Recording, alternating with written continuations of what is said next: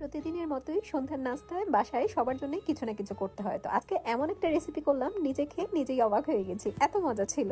Fridge খুলে দুটো sausages পেয়েছি, একটা চিকেন নাগেট পেয়েছি, একটা ডিম সিদ্ধ করে নিয়েছি। ছোট ছোট করে সবগুলো উপকরণই আমি কেটে একটা বাটিতে নিয়ে নিলাম।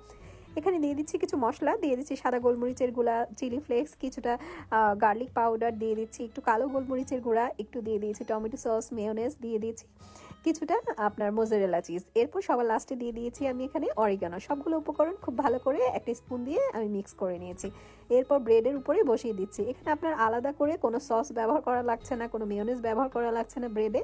আর আপনার চিজটা যেটা সেটাও লাগবে না। আপনি সবগুলো উপকরণ একসাথে মেখে যখন এভাবে বাস ব্রেডের উপর বসিয়ে দিলাম, এরপর আমি চুলাতে আগে থেকে একটা ফ্রাই প্যান দিয়েছি, সেখানে একটু বাটার দিয়ে 2-3 মিনিটের জন্য ঢেকে দিয়েছি। দেখুন একদম রেডি হয়ে গেছে। চিজটাও কি সুন্দর মেল্ট হয়ে গিয়েছে।